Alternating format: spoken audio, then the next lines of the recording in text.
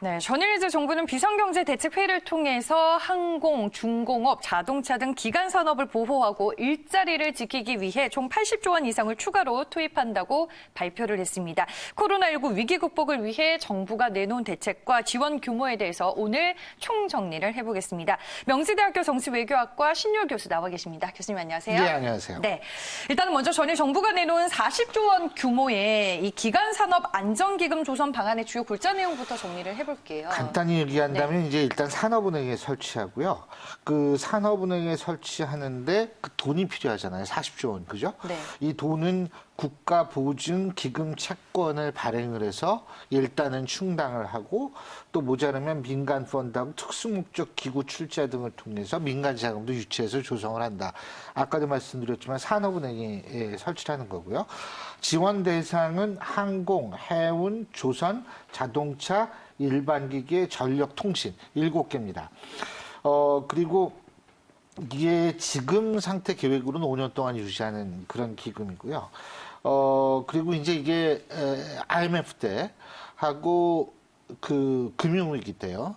이때도 이제 공적 자금 투입이 됐는데 네. 그때 같은 경우에는 이제 구조 조정하고 정리하고 이런 조건을 붙여서 공적 자금을 투입하지 않았습니까? 근데 이 지금은 정반대예요. 그러니까 다시 말해서 고용을 유지하는 조건 그리고 예를 들면 뭐 보수 그러니까 이 임직원들의 그 임금이요. 이것을 뭐 상향한다든지 다시 말해서 자금을 투입해 놓고서 회사가 그 자금 가지고 자기네 배불리지 않도록 오만 하는 대 쓰지 못하도록요. 예, 그렇죠. 네. 이런 것들을 조건으로 지금 내세우고 있습니다. 그리고 이것이 이제 돈을 줬을 때 그러면 이건 어디에 써야 되느냐 이게 딱 그 정하지는 않았어요. 왜냐하면 산업별 특성이 있고 네. 기업의 상황에 따라서 대출이라든지 대출금 감면대라든지 지급보증이라든지 뭐 이런 심지어 출자까지도 다양하게 활용할 수 있도록 만든 것이 바로 어제였죠. 정부가 내놓은 40조 원 규모 기간산업 안전기금 조성 방안입니다. 지금 뭐 정유업계, 조선업계, 자동차업계 등 대부분의 기업들이 한계 상황으로 내몰린 건 맞습니다. 사실이잖아요. 그리고 대기업에 대한 지원 방안 교수님도 뭐 출연을 통해서 지속적으로 말씀을 해주셨는데 현재로서는 이제 최대한 많은 기업들을 살려내는 게 좀 상당히 중요한 건가요? 그렇죠. 네. 그런데 이제 정부도 그거를 네. 충분히 인지를 하고 있어요. 그러니까 지난달에 100조 원 플러스 알파 민생금융안전 패키지 프로그램을 내놨는데 네.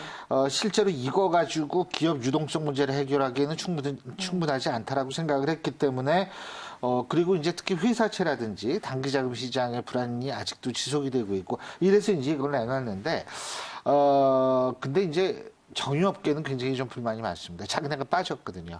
근데 오늘은 유가가 좀 많이 올랐다고 네. 그러죠. 그런데 이게 유가가 올랐다 이게 그게 더 안 좋은 거거든요. 이게 폭등했다가 폭락했다가 변동성이 이 너무 크죠. 변동성이 큰 것이 이게 사실 옛날에 공황 때 그런 일이 발생을 했었고요. 네. 그래서 이게 좋은 조짐은 아닌데 어쨌든 정유업계는 지금 굉장히 힘들단 말이에요. 이렇게 힘든 상황에서 자기네가 왜 빠졌느냐 지금 이렇게 하는데 전 솔직히 정부의 입장도 이해가 되는 게 다 어려워요, 지금. 그러면 정부의 입장에서 볼 때 기업을 살리는 가장 중요한 여러 가지 이유 중에 우리가 첫 번째로 꼽을 수 있는 것 중에 하나가 뭐냐 하면 바로 노동시장에서 이 실업자가 많이 생기지 않도록 하는 거 아니겠어요? 근데 이게 정유업계라는 게 노동집약적 산업은 아니거든요. 그러니까 정부의 입장에서 볼 때에는 약간 우선순위가 이제 뒤로 밀릴 수밖에 없는 상황이다라고 생각하는 것은 전 사실 정부의 그런 입장을 충분히 이해해요. 왜? 지금 기업이 이렇게 막 넘어지지 않도록 하는 건 경제적 충격을 완화함과 동시에 실업자가 갑자기 많이 생기면 이게 더 큰 문제가 발생을 그렇죠. 하지 않습니까? 네. 그런 거기 때문에 이제 여기서 빠졌는데 어쨌든 유동성 위기에 처한 거는 맞기 때문에 정부는 대신에 석유 수입 판매 부과금하고 관세 납부를 유예하고 석유공사 여유 비축 시설을 임대한다거나 뭐 이런 조치를 통해 가지고 나름대로 이제 좀 그쪽을 다독이려고 하는데 근데 앞으로 이게 각 분야에서 계속 이런 불만은 나올 거예요. 왜냐하면 네. 다 어렵기 때문에. 그렇기 때문에 정부로서도 뚜렷한 기준과 뚜렷한 목적의식 하에서 실제로 이 이걸 난국이라고 표현하기도 힘들어요. 너무 엄청난 일이기 때문에 이것을 잘 헤쳐나가야 될 거라고 생각합니다. 지금 뭐 실업 대란에 대한 위기도 말씀을 네. 해주셨는데 이제 전일 문재인 대통령도 비상경제 회의에서 뭐 고용과 관련된 발언을 직접적으로 했습니다. 그 내용 한번 살펴볼게요. 네, 지금은 위기의 시작 단계로 기업의 위기와 함께 고용 한파가 눈앞에 다가오고 있다. 겪어보지 못한 고용 충격이 더 광범위하게 더 오랫동안 올 수도 있다라고 얘기를 했습니다. 정부가 이제 전일 고용안전특별대책도 발표를 했는데 어떤 지원 내용들이 좀 담겼나요? 이 고용안전특별대책 보면은 네. 조선업, 여행업, 관광숙박업, 관광운송업, 공용업 등을 지정했던 특별고용 지원 업종이라는 게 있죠. 여기에 항공지상조업, 그러니까 항공기 모시는 분들, 조종사뿐만이 아니라 지상에서 수많은 분들이 네. 일하지 않습니까? 면세점업, 그리고 전인식 국제회의업, 공항버스, 여기 이 업종을 이달 안으로 바로 특별고용지원 업종에 추가로 지정을 하겠다라는 거고요. 그리고 뭐 예를 들면 이런 업종에 들면은 국민내일 배움카드 지원 한도를 상향 조정하고 훈련비 자부담을 완화하고 생활안정자금 융자 우대를 하고 그리고 가장 중요한 것은 뭐냐면 이 무급휴직 신속 지원 프로그램을 신설했다는 거예요. 그러니까 무급휴직도 사실은 이게 실업 상태와 유사하거든요. 그렇죠. 월급 못 받으니까. 네. 근데 이제 지원 프로그램을 신설을 했다. 이런 거고요. 그런데 이게 사실 어느 정도 기간까지 이거를 유지할 수 있느냐가 제일 관건이긴 합니다만 어쨌든 그런 게 있고요. 또 하나는 정부가 직접 55만 개 일자리를 만들겠다 지금 이런 건데 뭐 비대면 IT 데이터를 구축하는 어떤 그런 업종이라든지 여러 군데에서 하겠다는 거고요.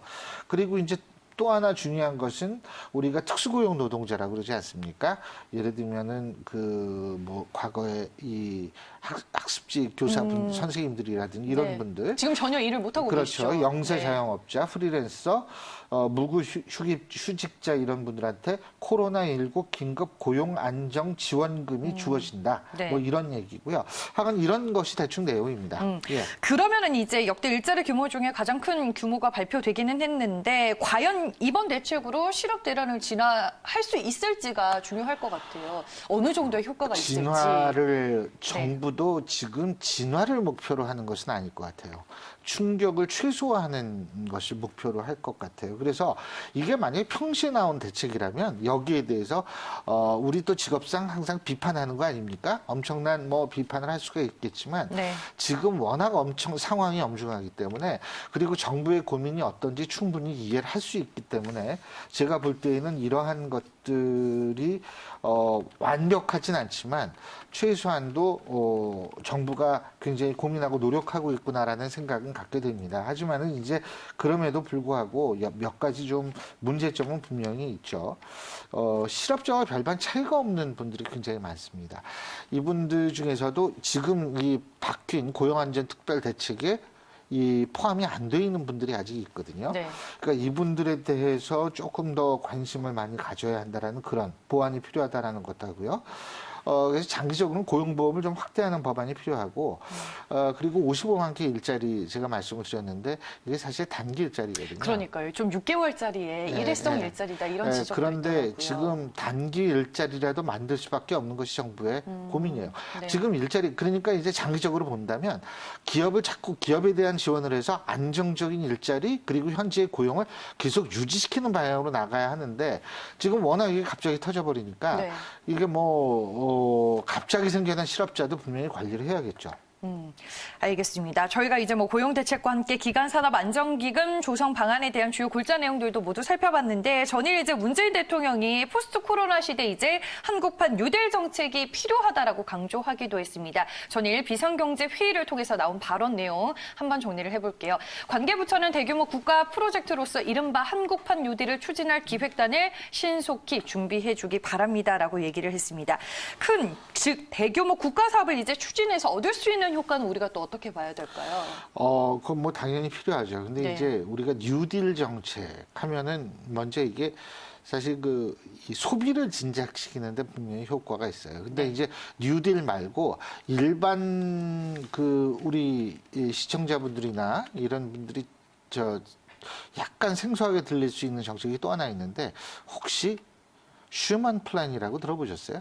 슈먼 플랜은 뭐냐면 2차 대전 때 유럽이 완전히 초토화되지 않았습니까? 네. 그러니까 특히 이제 독일이 상당히 초토화가 됐는데 이때 이 독일이라든지 유럽 전반이기 때문에 특히 독일의 재건 프로그램이거든요.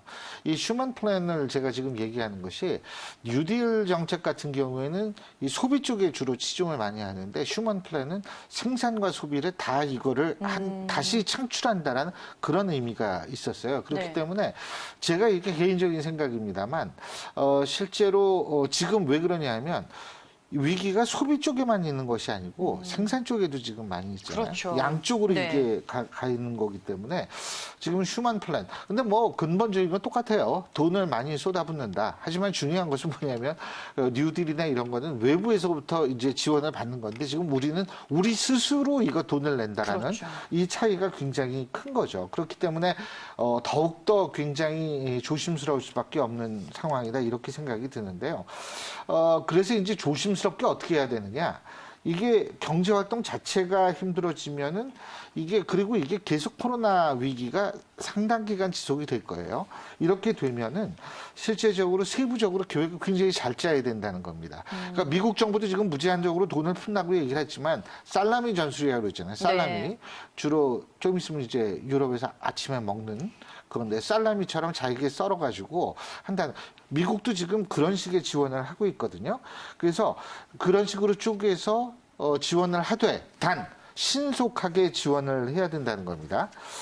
그리고 또 한 가지 말씀드릴 수 있는 것은 일자리 창출을 대규모로 하기 위해서 제일 좋은 것은 사실 고전적인 방법, SOC에 투자하는 건데 네. 그렇다면 SOC도 여러 종류인데 어떤 SOC에 투자할 것인가라는 문제가 발생을 하고요. 그래서 이제 일반적으로 가장 많이 생각하는 것이 3기 신도시 같은 그런 부분입니다. 근데 네. 이제 이게 부동산 정책과 밀접한 관계가 있고 마지막으로 제가 한 가지만 더 말씀드리자면 지금 부동산 정책이라는 게 이게 부동산 값 올리지 말자 이거 아니에요? 억제하는 정책이죠. 억제하는 건데 네. 이게 경제가 지나치게 안 좋으면 부동산 가격이 급격히 하락될 가능성이 있고 부동산 가격의 하락이라는 것은 우리나라 같은 재산 구조에서 자산에 있어서의 급격한 하락으로 이어지면 그렇죠. 부동산이 소비가- 또 상당한 비중을 그렇죠. 차지하니까요. 소비가 더 줄 가능성이 있어요. 그렇기 때문에 지금 SOC를 투자한다라고 얘기를 했을 때 신도시를 건설한다 뭐 이거 다 좋은데 그리고 일자리 창출 분명히 될 텐데 그런 자산 가치의 급격한 하락이 일어날 가능성 마저도 우리가 정부가 충분히 고려하고 SOC에 대한 투자도 역시 좀 접근을 해야 되는 것 아닌가 이런 생각을 합니다. 네, 알겠습니다. 오늘 이제 정부가 코로나 위기 극복을 위해서 내놓은 대책들 우리가 어떤 관점으로 봐야 할지 얘기를 한번 들어봤고요. 명지대학교 정치외교학과 신율 교수와 함께했습니다. 오늘 말씀 고맙습니다. 네, 고맙습니다.